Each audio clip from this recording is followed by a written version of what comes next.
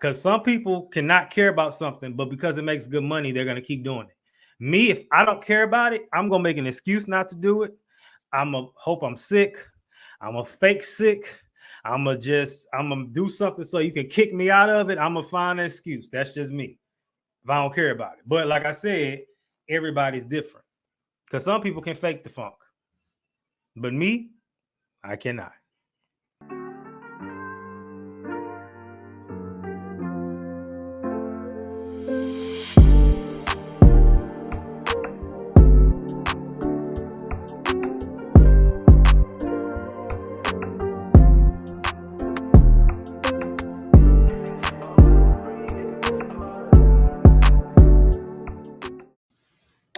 What's up, y'all? So, look, let me just go ahead and keep it short with you.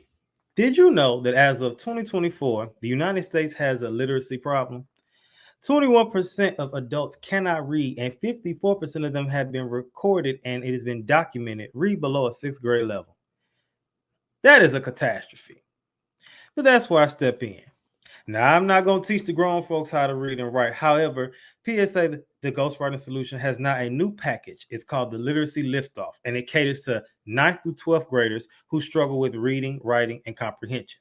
This new tutoring service will offer vocabulary skills, teaching students how to literally write from the bottom, literally teaching them how to do an introduction paragraph, how to do a hook, how to do a conclusion, how to add a little razzle dazzle, and how to add their own personal touch to it. Okay. Now, you know what you're saying. Well, that's what they go to school for. Absolutely. But as an ex-teacher, the teachers just don't have time. So this program has 3 different packages from 3 different sets of hours that you can take. So if you're an AP, a principal, the student who needs help, the parent of the student, or you just know somebody who needs the help. If you're in the Houston area, you can get in-person tutorials. But if you are not in Houston, there are also virtual options offered as well. So hit me up at my email, theprodigyperspective@gmail.com and or psathepodcast.com, and we will hook you up. Boom. And just like that, we are back for another episode. Forgive me for sweating. I ain't gonna lie, y'all. I ain't got no air at the moment. I don't know what's going on. They told me it was supposed to be fixed today. Well, it's today, and it still ain't back. But that's okay, because guess what? The grind don't stop. So we got to keep working despite everything. Now, the beauty is it's not the hottest outside, but it's obviously hot enough if I'm sweating, right? So today is gonna be a great episode, and I might tie this situation into what's going on, but today's episode centers around overload, being overworked, and a lot of times this generation brags about that. But let me not get ahead of myself. Let me read the meme, because I think I really like the meme. So the meme for this reads, "This generation brags about not knowing when to take a break. ... Not me though. Y'all be good." The inspiration for this episode comes from a quote by Alfred K. I can't pronounce his last name, but Alfred K. And it says, "God may forgive your sins, but your nervous system won't." And also I have a quote from the Bible, 1 Corinthians 16, 19 and 20. It says, do you not know that your body is a temple of the Holy Spirit within you, with whom you have from God? You are not your own, for your body was bought with the price, so glorify God in your body. And I think that a lot of times we miss out on doing that, and we see the results of it. And this episode really gonna get into the more detail about that, especially from a personal experience, which if you know, you know, but I'm going more in detail today. All right, so now let's first jump into a topic that I've been wanting to talk about for a while, but talking about it today. So for today's happy hour, we're going to talk about something that's near and dear to my heart. And that is knowing when to not tell your parents nothing. Now, a lot of us are of age. A lot of us are, you're listening to this and you're a young millennial man, you got to be at least 28. So even if you're not, even if you're a little younger or a little older, me being 30, I know for a fact one thing that I had to learn was to not do things for my parents' approval. Now, as somebody who had both of their parents in their life, their whole life, not partially, not 3/4, literally from day one, it can be hard to want to not want to get your parents' approval and everything. And if they don't approve, you feel the way. Now, I've been since, free from this logic for a very long time now, but I know some people that ain't the case. Some people, they are really in bondage to what their parents will think, even at an older age. And like I said, I'm just thankful that I'm not one of those people. Because at the end of the day, it ain't their business. If you're not living off their dime, if you are not asking them for money, of course, even if you have a little moment, but if you're not just constantly asking them for money, you're not living off their dime. And honestly, you have to understand, especially in a case like me, my parents are 30 years older than me. So that's a big age gap. You know what I mean? That's totally different generational thinking, right? For example, they used to talk about us real bad growing up saying, y'all gonna play them video games. It's not gonna get y'all no money. It's people on YouTube making thousands and hundreds of millions of dollars playing video games. You know what I mean? Certain things they say wouldn't work, which I've said this before and I'll say it again. I feel like that generation lacked, they missed the mark. They did not have innovation, like none of them. And I'm not saying that to be rude. It's just from what I've observed. They are traditional by the book people. You should do this, this, and this. What we've been doing for decades. And the world is seeing now, we've seen a shift in how people think and how people move and how people work. So things aren't the same. And I mean, a lot of them can't catch up with the times, but in the same breath, it's just like they missed the mark. And if had you listened to what they told you to do, you might still be stuck because that might not have been your thing. Even if they have identified the skill set that you have, that can be used for something different. For example, it was taught that I should be a lawyer based on my critical thinking skills, my able to, pay attention to small details and the writer in me and all that good stuff, right? I hate politics, so that wouldn't have worked from that way. And some people, we had this conversation recently. I said that if I don't care about something, I can't do it. And so my mom said, well, everyone's like that. I said, that's not true. That's a lie. Because some people cannot care about something, but because it makes good money, they're going to keep doing it. Me, if I don't care about it, I'm going to make an excuse not to do it. I'm going to hope I'm sick. I'm going to fake sick. I'm going to do something so you can kick me out of it. I'm going to find an excuse. That's just me if I don't care about it. But like I said, everybody's different because some people can fake the funk. But me, I cannot. But you know what you do need to start listening. So move in and off, I want to say stop listening to your parents because they just don't know everything. Not saying not cut them off completely, but you know what I mean. But you know what you do need to start listening to? Your body. And that's a great segue for what we're talking about today. So before we get more in depth in that, I have a great guest today, someone who's overcome a lot, who's licensed in a lot of different areas, who has a lot of insights to share to everybody today about the topic of the nervous system, as well as how we're going to correlate it with this talking about overload and system overload and burnout and being overwhelmed and all that good stuff. And also being an entrepreneur, because like I said, I believe everybody, even if you are called to be a 9-to-5 person for the rest of your life, you're going to have to need some type of entrepreneurial spirit in some way, shape, form. That's my opinion, and we'll go more in depth into that. And I'm going to see if my guest feels the same way. So no, without further ado, let me go ahead and introduce this week's guest. How's it going? Hi, I've been just absorbing everything that you just said, writing things down. I'm so excited to come back to. Thanks for having me on. Yes. Thank you for coming. So first of all, obviously YouTube can see you. Make sure y'all like, rate, and subscribe. But for my audio people, the Spotify, the Apples, those people, can you tell the people what's your name, where you from, and where do you live now? Yeah, hi. My name is Sheridan Ruth, so Sheridanruth. I'm originally from Australia. However, I lived most of my adult life in Colombia, the country. And I've recently moved back to Australia. And yeah, what else? Did you ask me something else? Oh, well, you answered everything. I said the last question was where do you live now, Yeah. but you just said Australia. Okay, Okay. so me, I only have living in the United States my whole life, right? So you born in Australia, then went to Colombia, and then went back to Australia. So what is the culture? What are the cultural differences between Colombia and Australia? Oh my gosh, it's so much. It's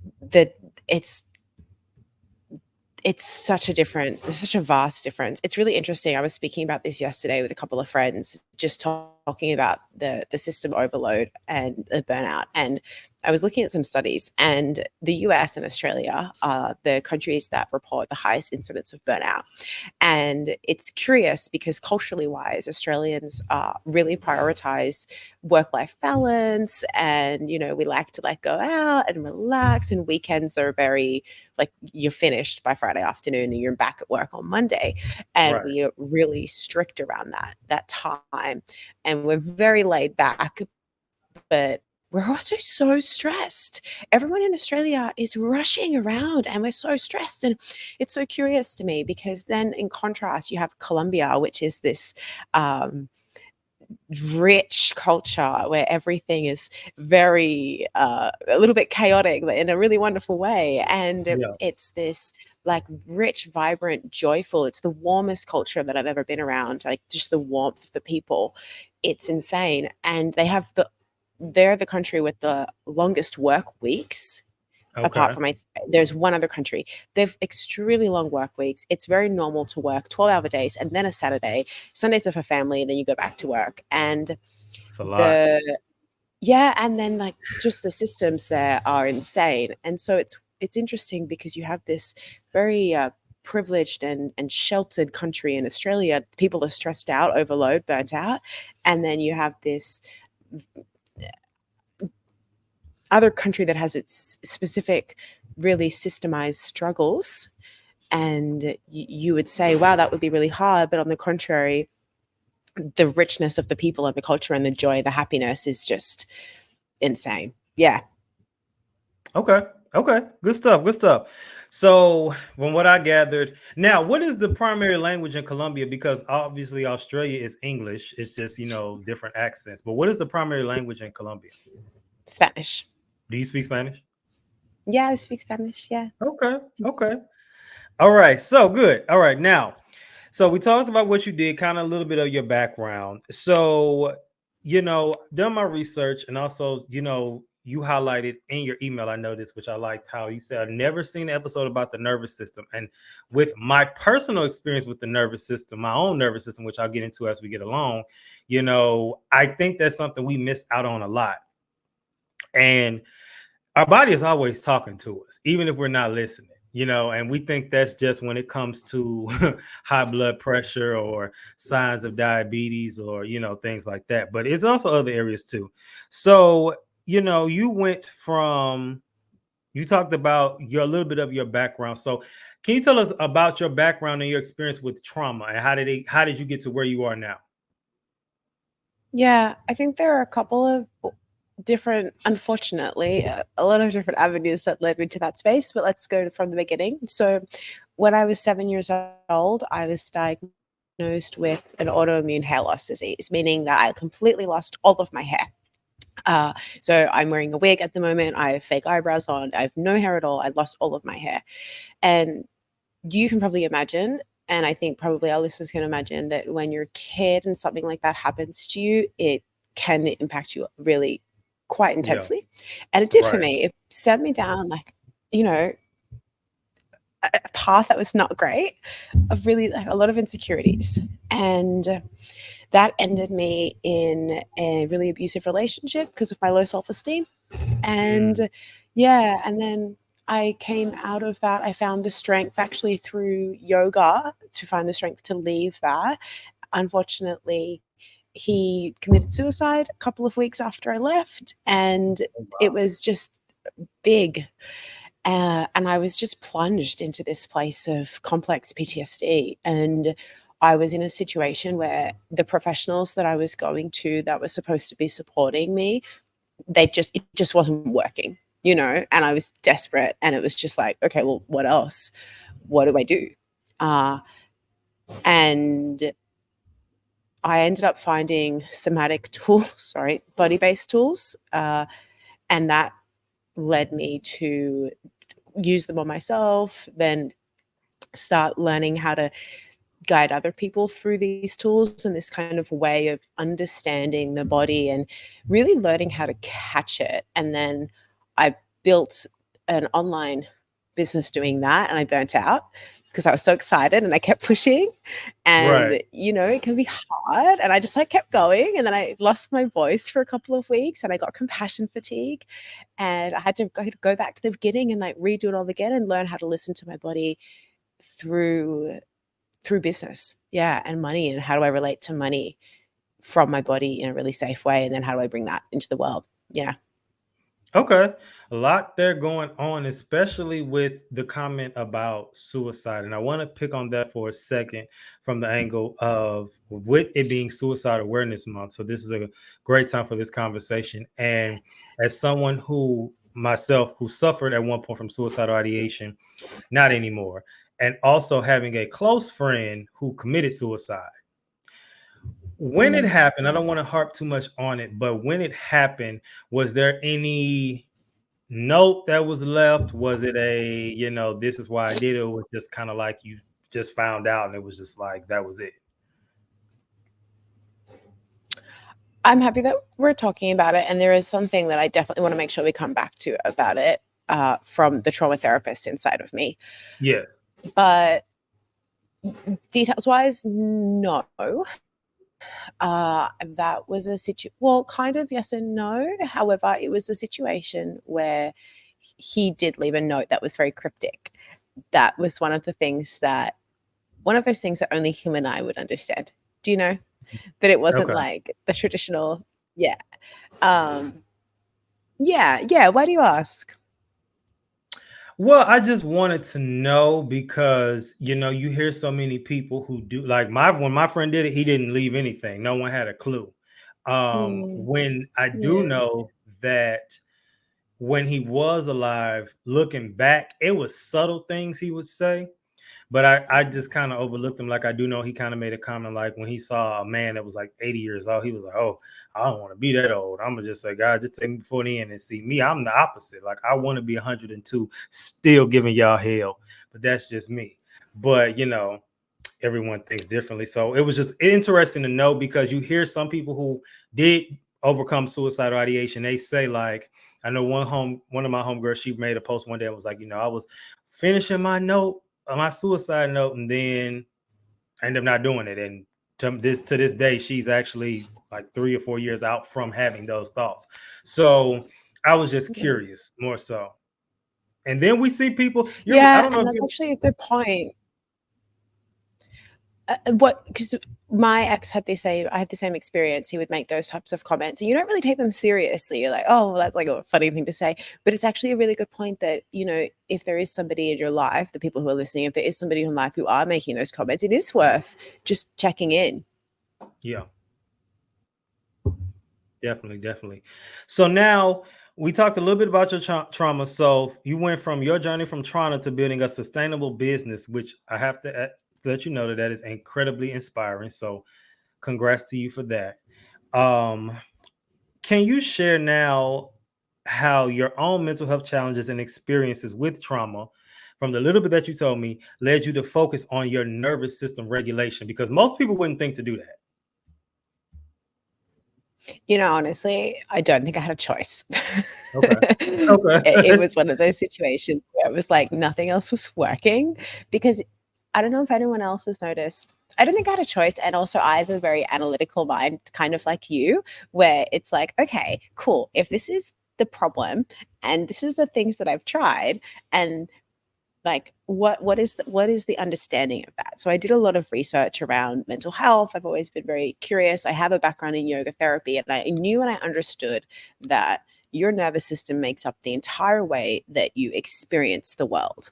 It creates your sensations, it creates your emotions. It's always taking it information in, and it creates the way that I perceive, the way that I relate, the way that I go to bed at night, or I sleep or I don't sleep. So I knew there's something there that feels off. And particularly when I think you're struggling with a lot of mental health, like we spoke about this, uh, there was it can be helpful to know that your nervous system is doing what it thinks is best. So I think I read a book once and it said, it's probably Gabor Mate who said this, and he said, if you if you were running away from a bear, and you would notice that your heart rate would change, you would have high levels of cortisol, you wouldn't be digesting very well. There would be physiological changes in your body that would occur that are happening because you are running away from a threat. Now, if we were to take a snapshot of your body in that moment, you would be showing signs of anxiety, possibly OCD, and all of those like activated type traits or Right. illnesses, some people might even call them. However, it would make sense that that's what your body was doing because it's running away from a bear. And so, what Right. happens in day to day life is we have all of these real threats, real threats. There's like cost of living is going up, or you might have like some concerns with your partner, or there's something happening outside politically that are very real threats to our safety. Then we have what our body perceives to be a threat, such as your email from your boss, or the fact that, I don't know, somebody might possibly judge you on the internet because of something that you want to say, or there's trauma from my past that says I can't do this way. We have real threats and we have perceived threats. And our body sees those things, goes into a stress response. It's hormonal. The chemistry in your blood changes, the way that it prioritizes either digestion or not digesting, or having high libido and wanting to have sex or not doing that. That'll all change. And what happens is we haven't created as a modern community either the understanding of how to get our body back to a regulated state where we would have signs of healthier mental health. We haven't created the education, and we also live in a system that makes it very, very, very, very, very difficult to do so. So I think that Right. I understood. I was like, oh, okay, well, it's just my body responding to what's happening. So how can I update my body and then teach my body and then support my body to just bring me back to a place where like it knows that everything's okay and I can be happy. You know, it's funny because I think that's something we overlook, and it's a fancy name for it that most people overlook. But the term perceive, what we think is a perceived threat, and this is not always, oh my God, are they gonna rob me, or oh my God, are they gonna jump me? Sometimes it's just if you are insecure or struggle with that, it might be, are they talking about me? I wonder, are they judging my outfit, or are they talking about because of insecurity you struggle with, and you might think like, oh, because they say a guilty conscience is real. So I'll be telling y'all, stop doing wild stuff, because if you won't, even if you struggle with that insecurity, you won't be as insecure if you stop doing stuff you ain't supposed to be doing, because then now you think, oh my God, they know what I said. Oh my God, they know what I did. And it's like no one has a clue, but that insecurity and that guilty conscience is tearing you up. So it's just being conscious of that. If you do struggle with that, make your journey with it easier by making better decisions so that when those thoughts do Yeah. try to come, you'll be able to fight against them versus just letting them just pile on and pull you down because you were doing things you weren't supposed to be doing. And you know what that is. Everyone's is different. Um okay. All right, good. Now, this stuff has clearly shaped you in more ways than you probably can imagine, and especially when it comes to business. But before we get into business, I'm gonna come back to that. I just want that to be fresh on your brain. But what role does the nervous system regulation play in the healing process? Yeah, I'm gonna answer that. Can I just make a note on suicide before we move on? Because I realize I forgot to Go do ahead, that, go and ahead, go it's ahead. important. Yeah, yeah. Uh, I think it's important, if anybody is listening who also has suicidal ideation or knows somebody who does, I want to just take away kind of the taboo around it and the catastrophization around it. I think that if there's I work a lot with internal family systems. And the way that we see suicide is that there's a part of us that wants suffering to be gone, and it just doesn't know how to do that. And Yeah. so its thought process, which is quite logical, is, well, if I'm living and suffering is occurring, then if I just stop living, then suffering will be gone. That's logical.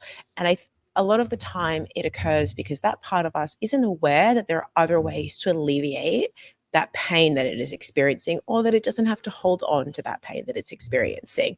And so when we approach suicide, or the topic of suicide, or even our own thoughts around it, and we have judgment, like that makes us weak, or we have fear, oh my God, what happens if I even go into that place? It can just make it a bit heavier. I think sometimes what's more helpful to focus on is, okay, well, if that's the tool that it knows, how can I empower it with more tools? What are other ways that I could look at that would alleviate some of the suffering, or update it that we have this information, we don't have to, and how can I work preferably with it professional to just unburden and get rid of so much of that pain. Yeah. Right. Yeah. Okay. Definitely. Yeah. Definitely. So good stuff. All right. Now let's get to the next part. So before we go to the next segment, I have 3 words. I want you to tell me the first thing that comes to mind, and there's no right or wrong answer. Are you ready? I love this. This is so fun. Yeah. Okay. Thank you. When you hear the phrase or you hear the word burnout, what's the first thing that comes to mind? Stress cycle. When you hear nervous system, what's the first thing that comes to mind? Electrocommunication in the body. And when you hear the word overwhelmed, what's the first thing that comes to mind? How did he read my mind? That's the first thing that comes to mind, because I was talking about this yesterday. I was writing about it, and I opted not to use the word overload and overwhelmed. And you've been using it. And it's very curious that you've been using it when I've been making a decision around whether or not I use it. That means you might need to be using it, but we'll get into that later. Yeah. All right. So the definition for burnout I have is a state of emotional, mental, and often physical exhaustion brought on by prolonged and repeated stress. Nervous system, which yours is pretty close. The nervous system is a complex network of nerves and cells that carry messages and to and from the brain and spinal cord to various parts of the body, and then overwhelmed, buried, or drowned beneath a huge mess. Okay, good stuff. Now, let's go into the next segment for today, which is, what does this have to do with mental health? And so in this section, we ensure that the topic stays around. I mean, this was going to do that anyway, but just to really nail it home. So, a question to you: why do you think there's no right or wrong answer? Again, why do you think that we ignore the symptoms or signs of things or issues that our body is trying to tell us? Why do you think we do that as people? I think there are numerous reasons. The first one is probably that we're not actually taught to feel it, what the signs and symptoms are.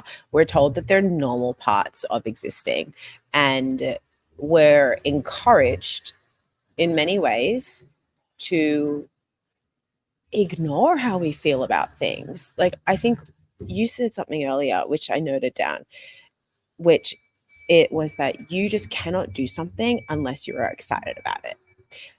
That's super true for you, and a really great example of how you are actually very in touch with your yeses and your nos. What a gift in the world. Not everyone is like that. Some people just don't know what no feels like in their body. I don't know if you've ever had somebody ask you something and they're like, oh, hey, do you want to go and get ice cream? And they're like, I mean, yeah, let's go get ice cream. And you can see that they're saying no with their body and their tone of voice, but in their mind they're like, yeah, I want ice cream, because they're probably thinking that somebody else wants them to go and have ice cream, and so they do Right. it, or they say yes to something and then they delay it, and it's like, well, it was a no for you. And so I think a part of it is that we're not actually taught what it feels like in our body a lot of the time. In fact, we're taught to override it. And I think there's systematic practices that make us override it. You know, I need to stop working at the end of, my body wants to stop working, but my bank account is telling me that I need to go to work. And I think we just need to acknowledge that that is a reality for a lot of people. And to be even having this conversation is a level of privilege. And we encourage everyone to do it. We put expectations on people. We don't teach the fundamental idea that if everybody prioritizes living and honoring their body, respecting and honoring other people's bodies, and working in a collaboratory way to solve our problems based on the capacity of each individual, we will get where we need to go. We teach, keep going, work harder, get more money, get more fame, get more respect, do more things, have more accomplishments, and then you'll be a worthy individual. Mm. Okay, I love that. I love that. All right, so now let me ask this. What are some things that people do that affect their nervous systems negatively that they don't even realize that does? I'm gonna go with the same one. Not knowing your yes and no. I'm gonna like drive that home today. Find out Okay. your yes. Feel like it. Know what a yes feels like in your body, because that's your body telling you what it needs to feel supported in life and have better mental health, and prioritize acting in the way. I would also say not eating correctly. So eat consistently and have fiber, protein. Like, blood sugar is a real thing. So care for your blood sugar so that you're supporting your nervous system, which will then you'll see a change in your mental health. And the Mm-hmm. third is not letting your emotions run through your body until they complete their emotional cycle. Burnout occurs when we do not complete a stress cycle, and that includes an emotional cycle. So getting in touch with emotions, letting them be in your body without reacting from them, and then you'll kind of feel like a little bit of a wave. It'll last about 90 seconds and then it will pass. Not doing that regularly is creating overload in your system. It's creating overwhelm in your system. It's Mm-hmm. blocking your ability to think clearly and to have the more positive emotions of joy and happiness and excitement and creativity, etc. It's interesting that you're talking about this because we did an episode a few weeks ago about people pleasing. So now, although a lot of stuff, it was a solo episode. So, I go get information, but to have a licensed professional come on and back this information up is along with other information and how it even affects your nervous system is good to hear, because some people, that is really a struggle. Like, to me, as someone who used to struggle with people pleasing and even having the realization that although I'm not a people pleaser anymore, I still have some tendencies. But some people, they are a slave to that. They just cannot say no to people. And I'm just like, it rolls off the tongue. It's like, it's for me now, but I know that's a struggle for some people. So I'm just glad we're having this conversation kind of from a different angle. So that's good. Now, so earlier I brought up about my nervous system and my situation. So most don't know, and I've talked about this on my blog as well as on the podcast, but not really in depth. So it's a perfect time to talk about it. So in 2018, I woke up one morning and my body was numb. I could barely feel, my hands were cold, my feet were cold, and I would just didn't know what to do. So I remember hearing something. My mom was like, she was just like, I just kept hearing her voice. She was like, well, you need to go to the doctor. But something said, don't go to the doctor. Something said, you need to go to a chiropractor. And that's what I did. And so going to the chiropractor, I found out that my spine was misaligned. And because of that, my nervous system was off. That was leading the cold, the cold hands, the cold feet. And it was, tightness, stiffness, all that good stuff. Well, not good stuff, but So I started going to a chiropractor, which was kind of the how you say, I'm gonna use this term because I don't want to publicly diss anybody, but it was kind of like if the chiropractor was a restaurant, this was like the fast food version. And so I went to this chiropractor, this chain, for many years dealing with the issue. And it was okay. I'm like, it's just okay. You feel better, but it's something you still have. It was like, I know I had to stretch before I went to bed. I know I had to stretch, after when I woke up in the morning, I would be extremely tight. And that was just what it was until last year around this time. So it's making a year now. I woke up. So I used to drink, I still do them every so often, but I used to drink energy drinks like crazy. And one day, and I also always had bad posture. Like, I would sit on the ground with my computer on my lap looking down. You know how terrible that is. It just sounds bad. And so basically I did that one day, and it was like something, it's like somebody hit a switch. and my body just shut down. And that tingling and that numbness, I started to feel again, this time the worst I'd ever felt. And I got to the point where I walked around for like 50 minutes trying to bring my limbs back to working. And it worked. And then I went back to doing the same thing. A few days went by. I thought there was just some crazy fluke. It happened again, this time even worse. So it got so bad that for 4 nights straight, I could not sleep because every time I would try to lay down, my body would wake me up. And my feet were so numb, my hands were numb. And I started going back to that same fast food chiropractor for a while. And then I ended up I'm speeding up the story because it's a long story, actually.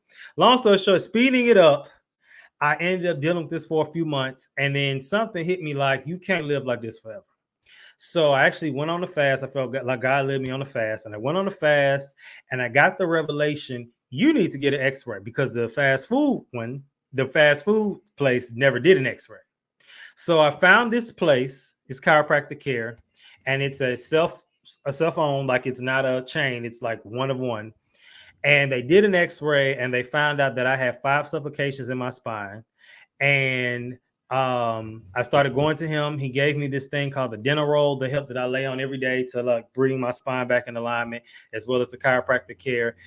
As of March of this year, I started going to him around right before Christmas. As of March of this year, it was said that I had went from 5 supplications to only 2. And I'm still going to the chiropractor now and still doing my at-home treatments. But I say all that to say, if you don't listen to your body will shut down. And my body was giving hints about the bad posture, the going to the gym at one point, not stretching properly, doing things out of alignment. And I struggle with it. So listen to your body. I say all that to say that. So just to give you a under breakdown of what all I went through and me understanding the dangers of not taking your nervous system seriously. So Yeah, that's amazing.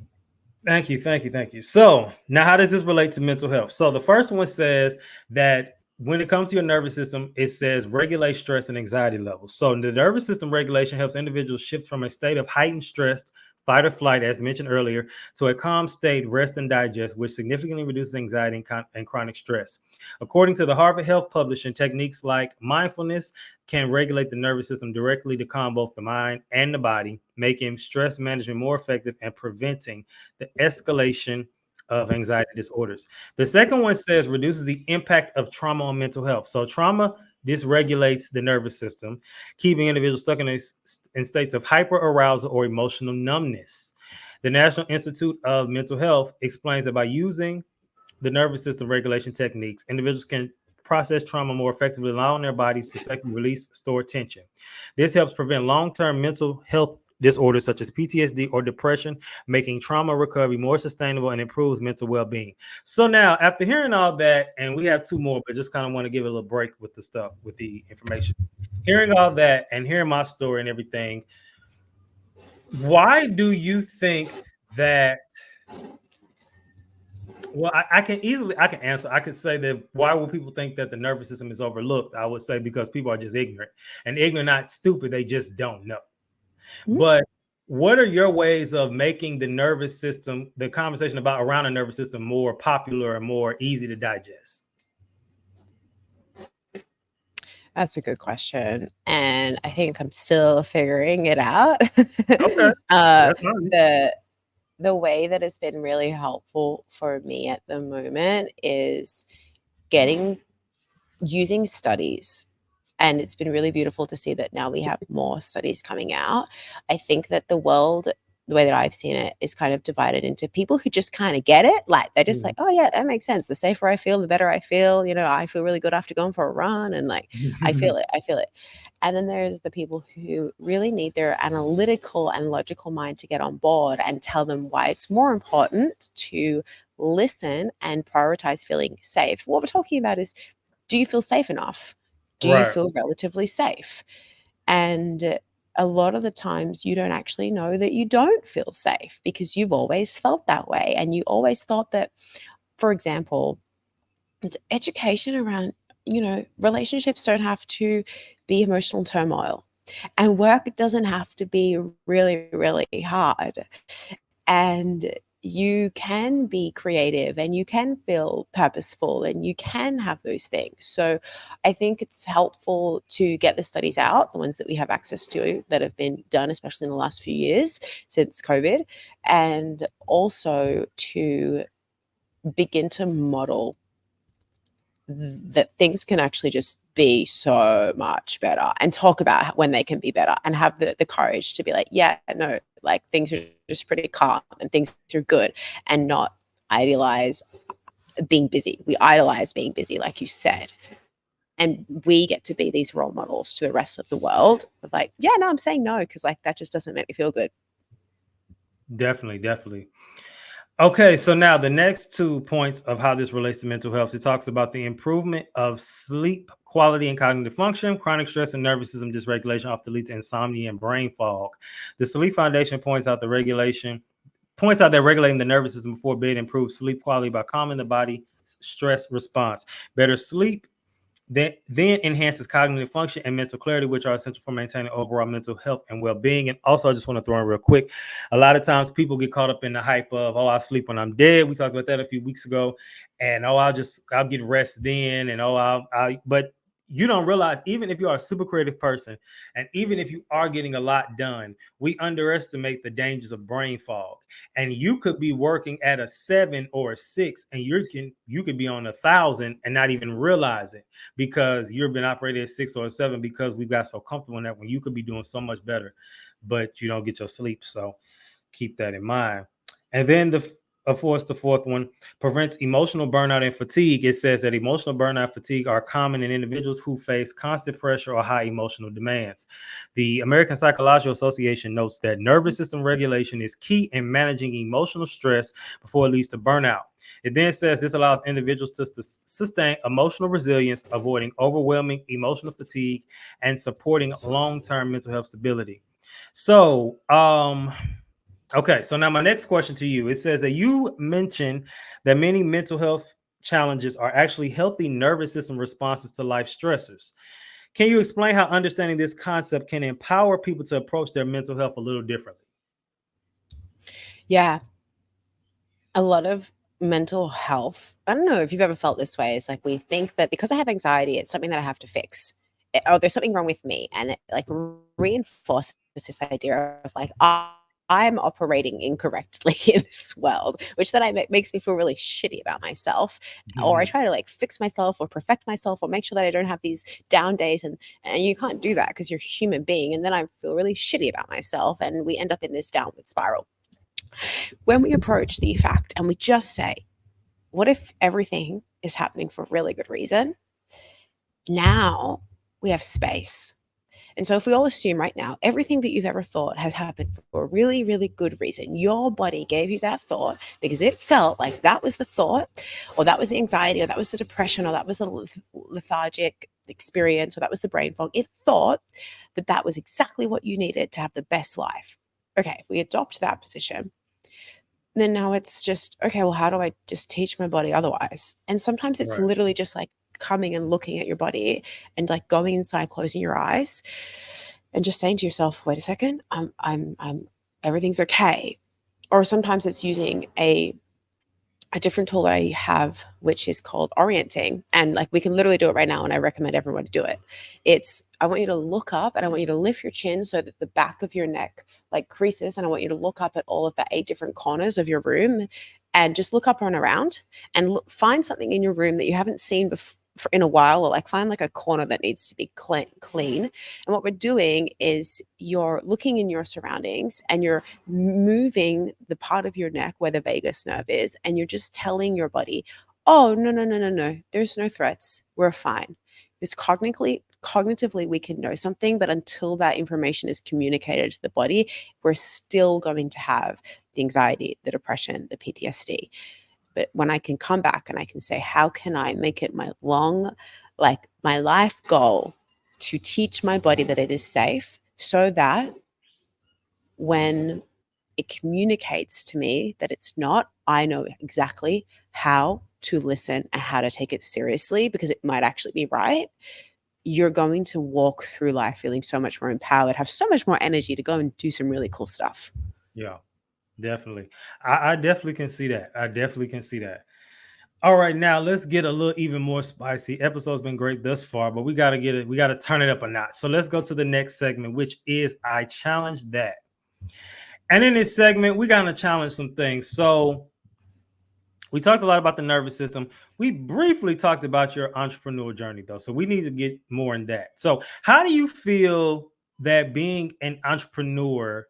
Okay, so let me say this about you. From what I've observed and just doing my research, you seem like a very, and when I say peculiar, because I'm peculiar, a very unique individual. You're not like most people, even, and when you know you're a peculiar person, when the not only the good things happening to you don't make sense, but the bad things. Like it's like, am I on a TV show? Like, should I look in the camera and be like, what's going on? Right.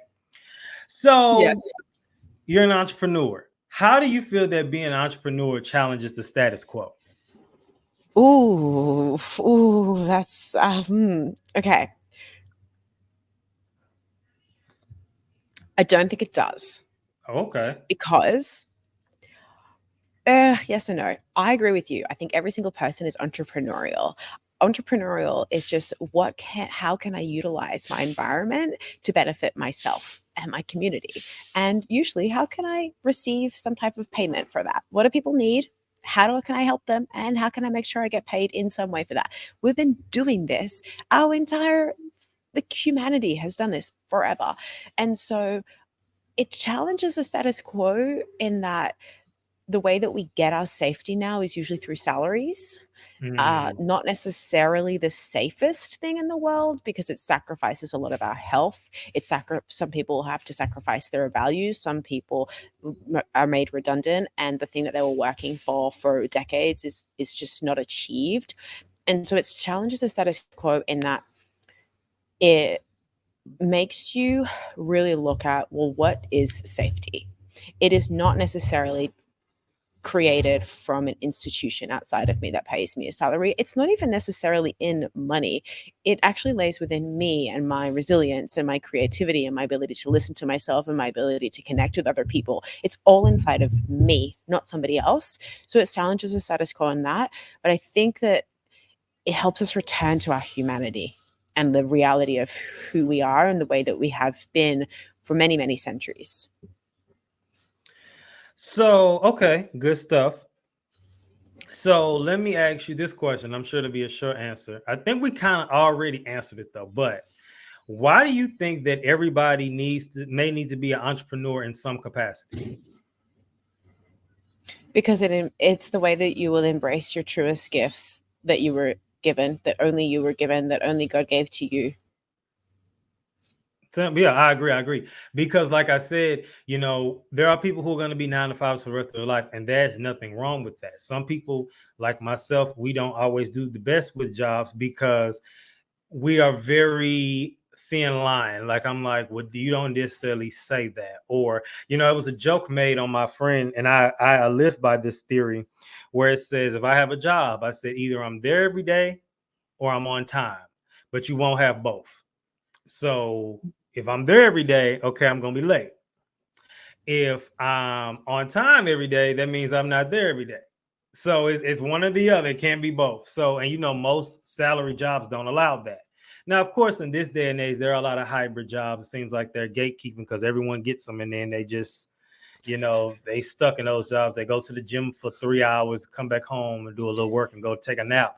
But it seems like they get them and no one else does. So I don't know. It's just maybe it's a secret club I don't know anything about.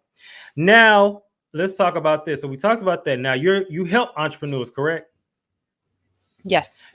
So you help them increase profit while decreasing anxiety. So what are some specific nervous system regulation practices that can help someone manage anxiety without sacrificing productivity? Good question. At the end of the day, it comes back to what does the business need? And what do I need to provide that for the business? So we can start looking at, okay, well, what does the business need? It needs to increase its profits. Okay, well, what does it need in order to increase its profits? It needs visibility, it needs sales, and it needs some level of delivery. And then, okay, well, what parts of that cause me anxiety? And how can I just either not do them or make them fun? Okay. Okay. I like that. Now we talk about understanding the body signals. We briefly talked about that. We've kind of gotten a nice gist of that. But when it talks about a lot of talk about you, a lot of your work is about healing trauma, because a lot of times I think that certain things we may live with, you may live with being an overthinker, but it's a way that that can be used properly. But there's something wrong with still making traumatic responses based on trauma from 30, 40 years ago. That's a problem. Yeah, I love that you are highlighting that that can be used properly. I had a client a couple of days ago. I'm teaching a program on how to decrease money anxiety and have more money. And Right. she really struggles with an inner critic. And what we've noticed is that her inner critic makes it really hard for her to look at her budget or make a business plan or go and reach out to certain clients or past contacts who might be interested in her services. It just paralyzes her. And we've been practicing self-compassion, and she came and she was like, it's really interesting because I noticed that my inner critic is really logical and analytical, which is exactly what I need to do these contracts. So the more compassionate I am, the more I get access to the inner critic's logic and creative thinking, and the better I do the work and the quicker I do the work. And now I've realized I actually have like space for two more clients and I can go and get them. And so when we updated the inner critic through self-compassion of, no, like you're not, hers was around bullying. She was bullied a lot when she was a kid. And so we just kind of said, that's actually not necessary anymore, because you don't have to have relationships with people who treat you that way. You actually don't have any of them anymore because you've been really, really strong and you've said no to a lot of people. And so Mm-hmm. once we kind of updated the inner critic about that, the inner critic was like, oh, I got all this like energy now. I got all this like logical thinking. How do I go and apply that to create something in the world? Definitely, I like that. And here's the thing with that. So I believe both sides of the ball, because both sides of the ball are, it can be used properly, but also what we have to know is our emotions and our feelings can lie to you. And sometimes everything is not what it seems. So sometimes it may look like, I think sometimes it's a good thing, because you may say it may look like it's the end of the world, when in reality you made an ocean out of a puddle. It's not that deep. But on the other hand, sometimes we think, oh, everything's fine. Everything's fine. I seen that meme of the dog and he's on fire and he's smiling and he's like, yep, everything's fine. I think sometimes too, our emotions are lied to us. I've noticed some people, the the most common analogy I think about that is weight loss. And I have some friends who go on a weight loss journey. And so they saying that all these things are doing differently. Now, visibly, they look the same. So my question was, well, how much weight have you lost? Their response was, well, I feel healthier. Okay.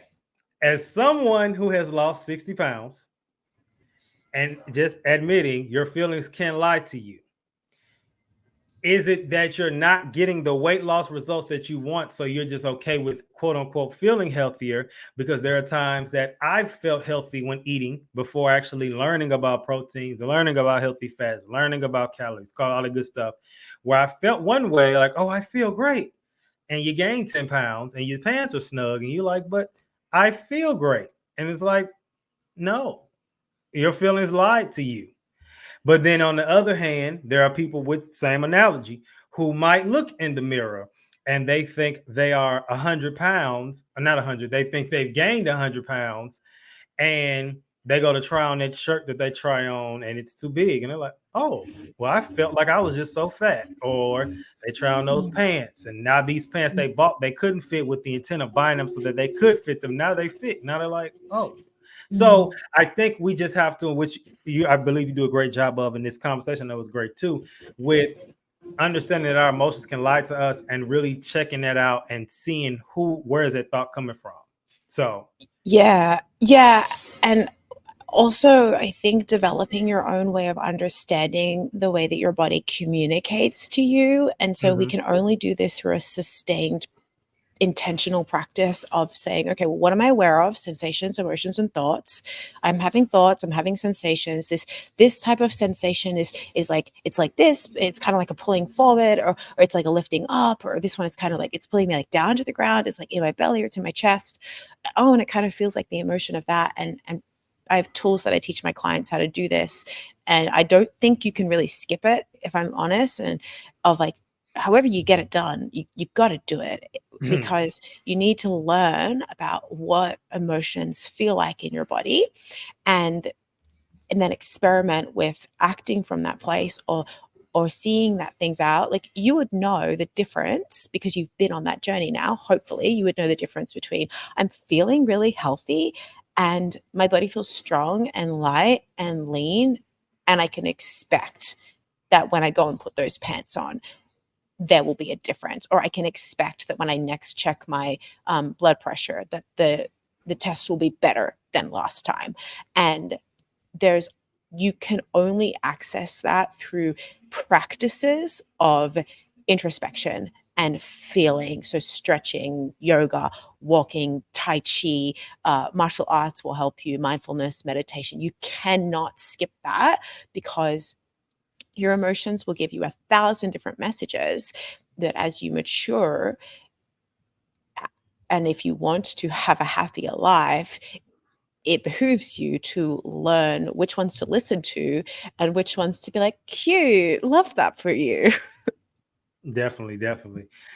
Okay, good stuff. Let's move to the next segment, and the final segment for today. We'll be here for the last maybe 10 or 15 minutes, the weekly sabbatical.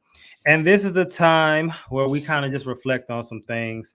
So, the first question I want to ask is, for listeners that may have tried many traditional mental health methods and still feel overwhelmed, how can understanding the body and nervous system provide a new effective solution that they haven't considered before?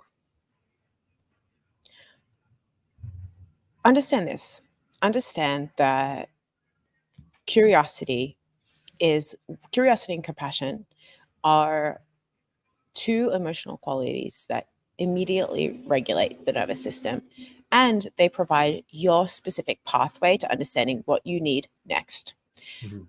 It can feel really hopeless. It can feel really frustrating, but they are your emotions and they make sense to be here, but they don't mean that it is hopeless or that it is frustrating. So could you know that you will get to your path when you provoke inside of yourself curiosity and compassion? That's what your body needs to move forward. And then from that place, take stock of what you've done and what you learned from it, and just ask yourself the question of, what do I need next? And Izzy, you did a great example of this, where you fasted and you probably came into that fasting with curiosity and with compassion. You created a space to access those things, and it gave you the answer. And the more often that we do that, the answer will come, and it's a journey. And if you feel urgency to get there, it is a sign that you are dysregulated, because you're in a lot of pain, and that is painful and hard. But it's not, that feeling of urgency, that feeling of, if I don't figure this out now, something bad will happen. It's not often rooted in reality. So it can be there, it makes sense that it's there, and keep going. Curious. Definitely, I like that curiosity. They say curiosity killed the cat, but keep in mind the cat had 9 lives. So, I mean, hey, you'll come back and be able to try again with something else. Now, I have from an article, it's titled, "You Have Permission to Slow Down. Start the Day with the Voice of God" by David Mathis. He states an age of accelerations. He said, according to New York Times columnist Thomas Friedman, we are living in the age of accelerations. Our world has become increasingly fast-paced through the exponential development of technology and accompanying factors. Now, the pace of technology and scientific change, he writes out, outstrips the speed which human beings and society can usually adapt. He claims we're living in one of the greatest inflection points in history, perhaps unequaled in the last 500 years. We've come to a fundamental turning point in history, and perhaps you felt the effects as I do. To-do list seems to grow faster than we have time for. We hurry in the morning, hurry on the road, hurry to get dinner ready, hurry to eat, hurry to get the kids cleaned up and out the door and get back home and go to bed, then hurry to do more evenings and weekends than we realistically have time for. And that goes back to the conversation we had at the top of the hour about, different countries doing different things. It says, then to hurry to bed ourselves, go to sleep, and then start it all over the next day. So it then says that our lives are in a wash of words, words on screens, words in our earbuds, words written in articles and ebooks, podcasts and radios, and in the flesh, words of family, roommates, neighbors, and coworkers. The question isn't, are the voices in your head, but rather, whose voices are they, and which ones carry the day and shaping the desires and directions of our lives and souls. So before we go to the next portion, I want to go back to that, which you commented on with me fasting when I said I partnered with God and I fasted and I'm like, I need a revelation. I went this fast. I really did it good because I went on a raw vegan fast. So for 4 full days, I drank water and only had fruits, vegetables, and raw foods. So it was like peanut butter, honey, coconut, that kind of thing. And it was one of the days, it was day 3 or 4, I can't remember. Because sometimes for those that don't know, when you go on a fast, if you want, especially want a revelation, God may answer you the first day. He may not answer you till days after the fast. But either way, both the fast is still effective. And so that's when I got the idea, like, you need to go get an x-ray. And that's when I found out what was going on under the surface, because I didn't know, and find out through the x-ray. And that's how I'm where I'm at today. But what I like about that point is, which I actually struggle with, when I first thing I do when I wake up in the morning is look at my phone. At that point, you're already affected by 20 different voices. You don't even know, first of all, you don't know what God said, but you don't even know what you think, because you're listening to everybody else. So with your business and the way you go about it with your clients, is there a certain protocol or strategy you go with to have them to be able to not, like the lady, like earlier we mentioned about the lady who not, refining that voice of the inner critic, but are there any other strategies you may have to help fight against the barrage of voices that they may hear in today's world? Gosh, so many strategies, so many strategies. I'm going to share with you one that feels alive right now, basically, which has been really helpful. And the question that I like to ask is, are you partnering with fear, or are you partnering with God? Because when you go into your own thoughts, when you look at social media, look at social media, I don't care, look at it, I do it too, but ask God for guidance. I don't care, just partner with God before you do it. Hey, God, like, let me see these reels through loving eyes. Let me see myself through your eyes, whatever it is. Or let me access the compassion of Jesus Christ, or the whatever your way of communing with that loving, benevolent force in the world, whichever way you understand it, that is going to provide you the safety that your body needs. And that is the discerning voice that we are looking to feel and to create space for through regulating our system. And that's why we are asked to treat our body with such respect, because that is very often one of the ways that God communicates through us. It gives us those little nudges and we can't feel it otherwise. So just by looking a couple of times whenever you can throughout your day and just asking the question, in this moment, am I believing fear or scarcity or shame, and what we would call, I like to think of them as like dark or heavier. You can feel it in your body. If it makes you feel dark and heavy, like, it's probably not God. Yeah. Or are you partnering with God and love? And can you just take a moment to, I think the Bible speaks about this as well, and it says, focus on what is righteous and pure. Focus on what is righteous and pure. Look out your window, look at the sun, go and call your mom. Focus and orient to what is good in your life. And what you're doing is you're teaching your nervous system to orient to what is good. It thinks that the safest way for it to live life is to figure out the fears. That's what your primal body thinks. And that was true sometimes and continues to be true sometimes. And it will always have that negative bias because that's what it thinks is going to help keep it safe. And that is why for hundreds and thousands of years, across many, many cultures, we have been told to come back to God, or whichever way that other people would, like, language is kind of irrelevant, but come back. So just keep coming back. What is righteous and pure? What is good? What makes me feel gracious? What makes me feel love? What makes me feel joy? What are the relationships that provide that for me? What are the thoughts that provide that for me? What are the sensations that provide that for me? Doesn't matter if you look at your phone when you wake up, as long as you create enough space to return back. And if you keep returning back, you'll notice that you don't always want to look at your phone as much. It will just become you just like don't care about it. Yeah. Yeah. And I think that's something we just been too glued to these phones. So they got a hold on a lot of us. Okay, so let's continue with that same article. It says the Bible is God's breathed out book to be breathed in by us as we catch our breath for the day. When we begin the day with God's voice in scriptures, we're welcoming his truth, his concepts and mind, and his will and heart to direct and shape our lives. We're making an effort to see the world through God's words rather than God through the world's.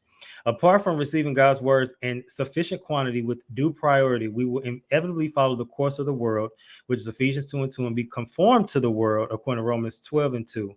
In time, the world's patterns and voice will pace will rule us. It then says in meditation and in communion with God, Jack Davis waves the flag for a more reflective and leisurely engagement with scripture. He then says the nature of modern life and information overload we have through television, smartphones, and endless media makes a slow, unhurried, and reflective reading of scripture more vital than ever, which ultimately shows the importance of being able to disconnect. And I think a lot of times we don't do that and we don't realize that we're suffering from that. So my question to you, my target audience is men. How many of your clients are men? It's increasing actually, but I would probably say about 25%. Okay, that's a good number. So for men in particular, based on the things that you've encountered, who often feel pressure to push through stress, how can nervous system awareness help them become more attuned to their emotional and physical needs without feeling like they lose control or appearing weak? Well, first of all, you need to understand and we need to reframe what weak is. It is the most courageous thing to be a man of integrity. It is the most, especially at the moment, it is the most courageous thing to say no. And it is the most courageous thing to feel your feelings. It is freaking hard. It is easy to ignore it. It is easy to fall into the world. It is easy to be a people pleaser. It's easy. It's it sucks. It causes you suffering. But to be a man of integrity who is courageous enough to put down their phone and find their own values and find their own integrity makes you a safe man, makes you a happy man. It makes you a thing that we need so much more of in this world. And I think, I don't know, but I worry sometimes that men forget how strong they are and they think that they need to use that strength to push away, but you guys have an amazing strength of discernment of, okay, how can I let the emotion be here, but how can I stay strong in my Mm, boundary? And I think that that's something that and how can I say focused on my goal? Like you have this amazing ability to focus on a goal and to commit to something and to stick with it and to stay with it and use that strength to be a person that you're really, really freaking proud of, who just takes the time and see that is a very courageous type of strength. And if I'm honest, I would really love to empower more men to do that and understand that that is what makes you courageous, not by pushing it away, not by okay. pretending it doesn't exist, but being with it. That is steadiness. Okay. And you kind of answered my final question, which is basically I was just going to ask, what advice would you give to someone who is feeling mentally and emotionally exhausted, but isn't sure where to start with regulating their nervous system? And I think you pretty much answered it. I mean, if there's anything else you want to add to that, you can, but I think that's you pretty much got it. Yeah. Yeah, I would probably add, do it in community. Find somebody that Find a community. I don't care what it is. It doesn't matter. It can be intentional community of like, we're going to read the Bible together, or it can be less intentional of like, we're just going to go and do jujitsu once a week. Yeah. But find a community that that works around something that is regulating, whether that be movement, breath work, reading, singing, something that is regulating in using your body. Find a community, because you'll notice that the hard stuff will begin to dissipate when you use other people's nervous systems help us hold what we can't hold. We can't hold everything by ourselves. Our nervous systems use the nervous systems of other people to help us feel safe, and then discharge all of the energy that we've picked up during the day through our experiences. So don't be afraid to use that science and go and use other people's nervous systems, and they'll also be using yours. Okay, I like that. I like that. All right, y'all. You this week for the question of challenge: how often do you ignore your body's signals? Take time to pause and breathe, and listen to what your body is telling you. And what small steps can you take to regulate your stress? So, I want to thank you for coming on today. Anything else you want to plug in before we go? Anything you want to say to the people? Any of that? If you're really curious to learn more about the nervous system response, I do have a podcast episode. It's podcast 39 on my podcast. My podcast is Embodied Entrepreneur. It'll be like at the top when you go find it. So search in your thing, Embodied Entrepreneur, and you will find it. Okay, good stuff. All right, y'all. So thank you for coming through. And thank you all for tuning in this week. As always, PSA signing out. Keep your head up like your neck hurts. Remember who you are. Make your mind up. Don't let it make you. And remember, I love us.